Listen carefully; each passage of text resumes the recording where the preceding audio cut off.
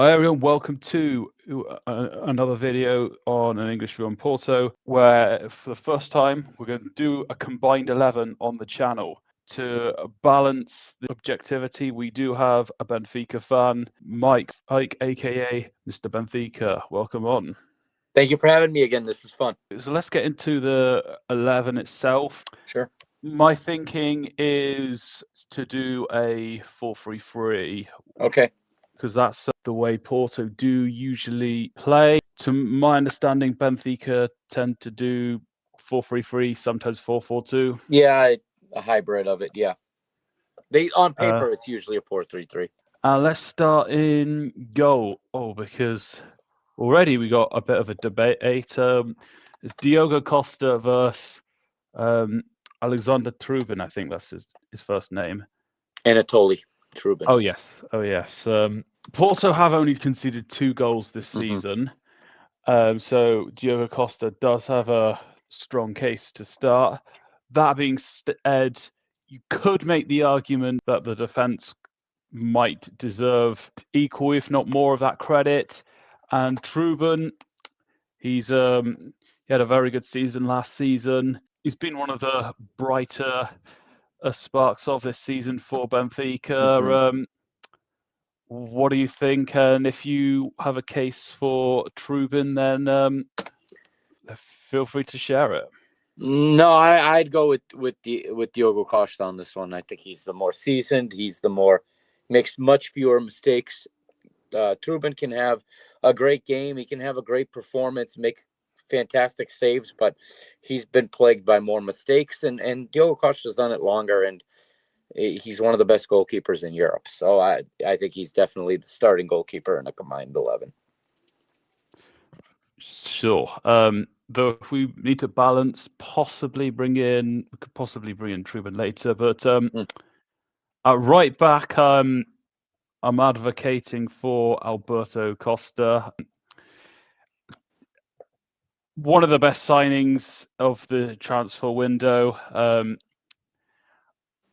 I'd say he's possibly second behind Johan Garcia at Barcelona, because Porto, firstly, from what Porto have been lacking at that right back area, you've had a few years of right backs who have been either average or poor. The last few years under Conceição and maybe last season as well, the right back was tended to be the weakest area. So Costa's filling in that regard. And the other thing is, he's been a promising aspect from Juventus. Juventus fans were unhappy to lose him. He's shown viability even in the big game against Sporting CP away with the assist and also crucial defensive contributions as well. Any objections? Do you have any? I was going to go with the Dedic for the same exact reasons. Everything you said about Alberto Costa, I think is true for Dedic as well. And other than a knock he picked up playing for his national team and missing a match, which if he could drop points in when he did not play, he's Benfica's best player this season. From 1 to 11 has been Amar Dedic down the right side. He's owned the right flank. I don't know how do we do tiebreakers with just 2 of us? That's a good point. I mean, if you're open to this, I'm not crazy about either left back. I mean, we could have them both be the 2 outside backs. Has Dedic played left back at all this season? This season, I don't think he has. I think he has in the past, and I think he has for his national team. Ooh. I was so sure about about having Costa at that right back position, but you make a good point about what Dedic has offered and what Benfica have missed without him. You know what? For now, let's put Dedic in. I actually am not sure how to. Probably should have. Is it the pencil there in the middle? Oh yeah. Go from start to bench. Yeah.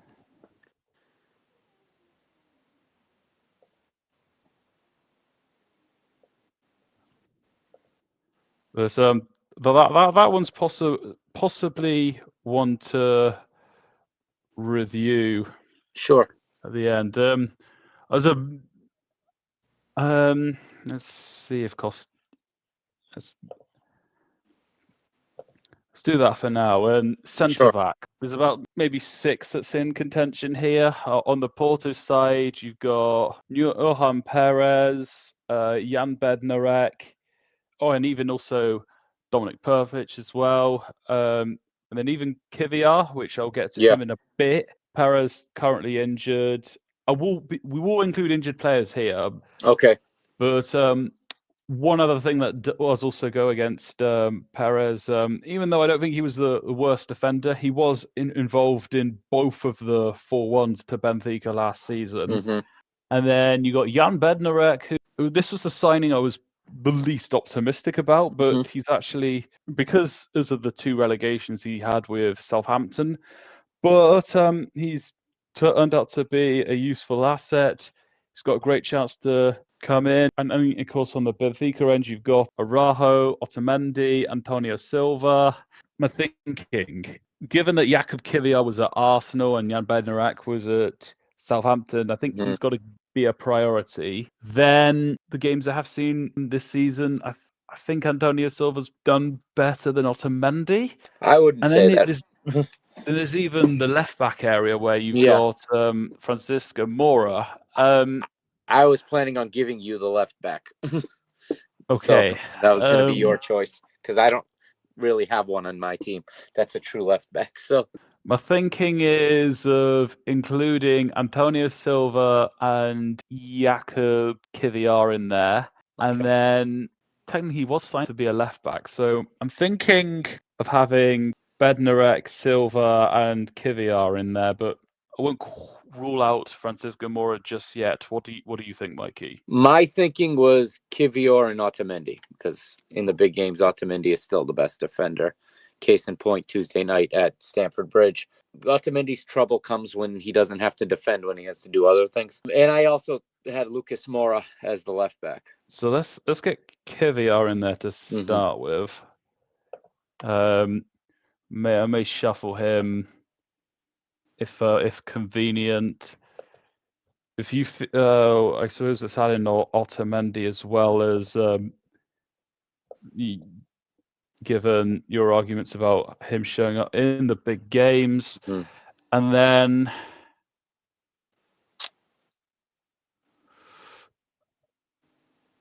I would say that's an option too. Bednarek has had a better season than Fair enough. Francisco Mora so far, even though I do think Mora was one of the better defenders from last season. So yeah, I'll put Bednarek here and then Kiviar out to the left. And then going on to the midfield, to me, I think Froho has to be in there. My thinking was probably Fredrik Auschness has the best shout for you guys. Yeah. I'll wait to hear who you have before I start before I may or may not put Alan Varela in the middle. So what are you thinking on Benfica's options? Okay, so Auschnitz is one, and Berenice is the other one. I think Enzo Berenice is more important than Auschnitz. He's the key in breaking down any press. He's the one that actually has the good technical ability to pass out of situations. Auschnitz does a lot of things, none of them specific to a position. Auschnitz really doesn't have. He's kind of homeless on the pitch. He's a right central midfielder one day. He's a left back the next. He's a right forward the next. He's just everywhere. A lot of Auschnitz's qualities are in making up for the deficiencies of teammates, and in a best 11, that's not something you need. So if Benfica get one spot in this midfield, I would say it's Enzo Barrenechea. He's been lights out all season since he's arrived, and he fit in almost from the first minute. Something about Argentines named Enzo that just work with Benfica. As much as I appreciate and like everything Auschnitz does, I wouldn't put him in the best 11 between the two teams. But he'd be the first guy I'd call in if somebody went down with an injury because he could play in any of these positions. So I would say Enzo Barrenechea. Where would you say he'd go? He's typically in the center, but I also like Alan Varela. So can he play as a number 8? He can. It's not. He's a better 6.5, but he can function as an 8. Any arguments for Richard Rios? No, not from what I've seen so far. You have Gabri Vega and Varela, Mora, right? And Rodri Mora, who we haven't seen a lot of this year. Yeah, they tend to battle it out for that spot. What's your thinking for midfield 3 at face value? If I phrased that correctly. I think I know. I think Alan Varela is the guy that I would put in there beside Enzo Barrenechea. Okay. But Rodrigo Mora is also a good. Are we going on talent or are we going on form? They're both. Because on talent, Rodrigo Mora is astronomical. He's through the roof. So he just hasn't been utilized. And the fact that he hasn't started a lot of games. And let's add in Varela. He could play in one of the further forward positions too. He could play wide further forward. But indeed, I think Varela is such a key guy and just does so many of the little things that a midfielder needs to do that helps the entire team.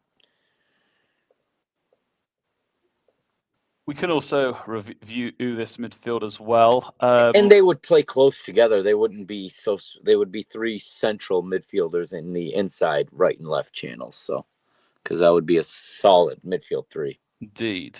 I think it's just spread out for space reasons. Yeah, right.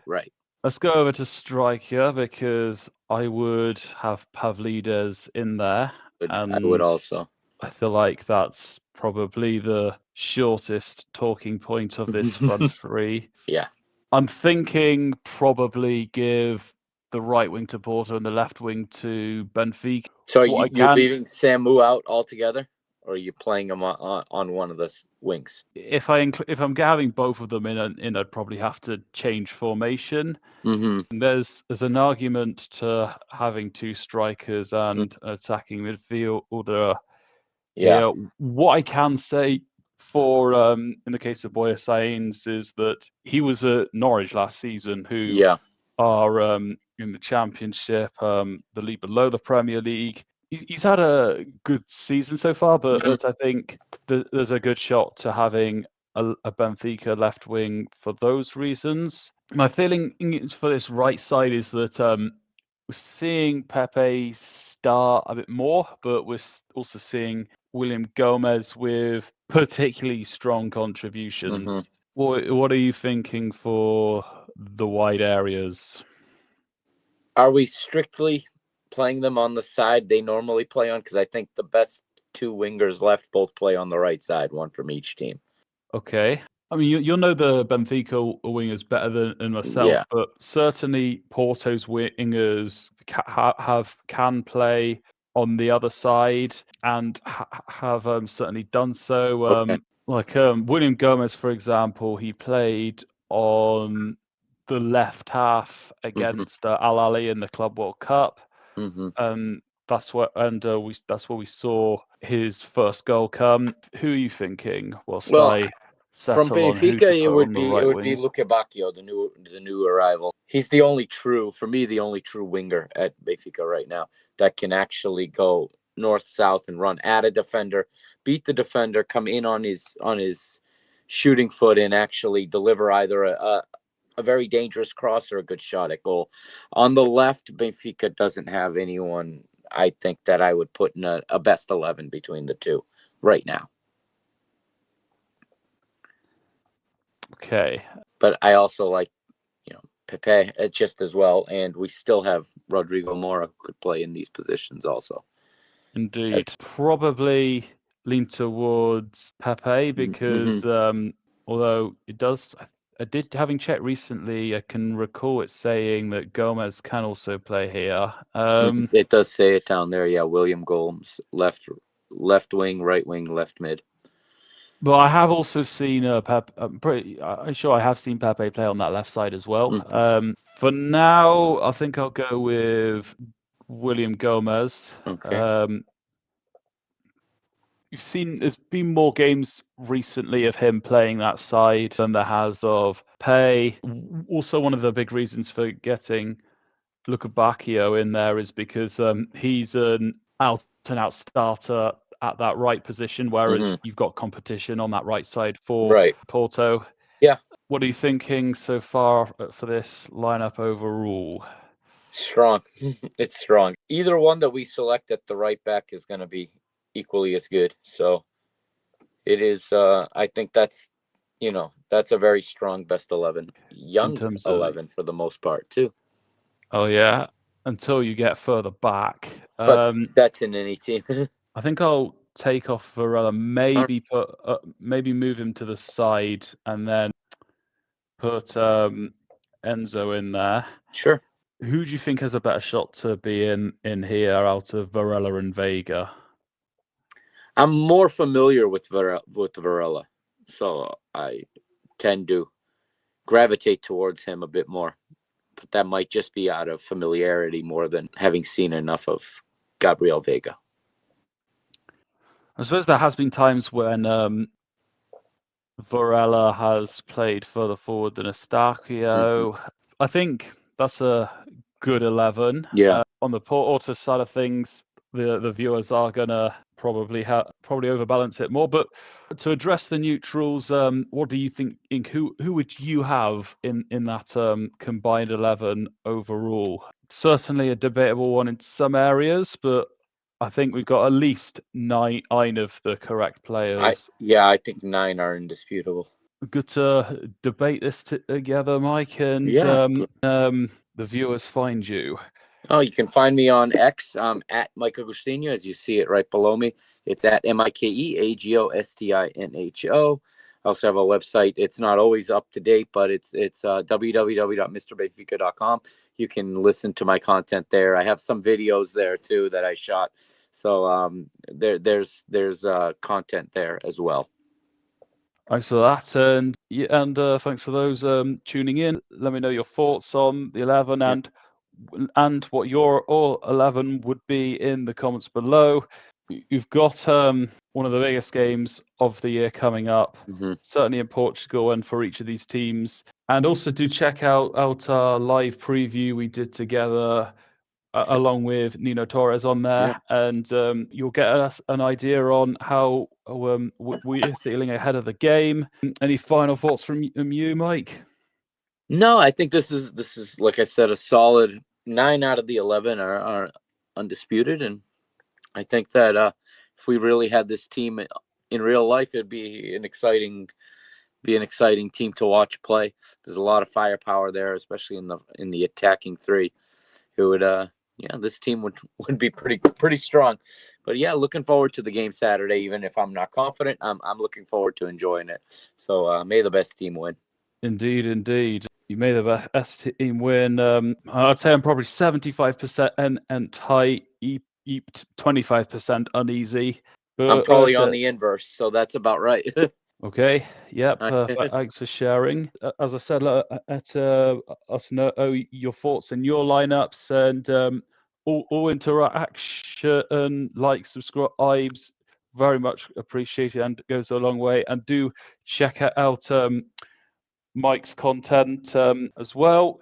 I'll do some content of some sort in regards to this game, and maybe even get some videos or shorts in regards to the place I'm going to be watching at. Watch this space. But in the meantime, Forza Porto.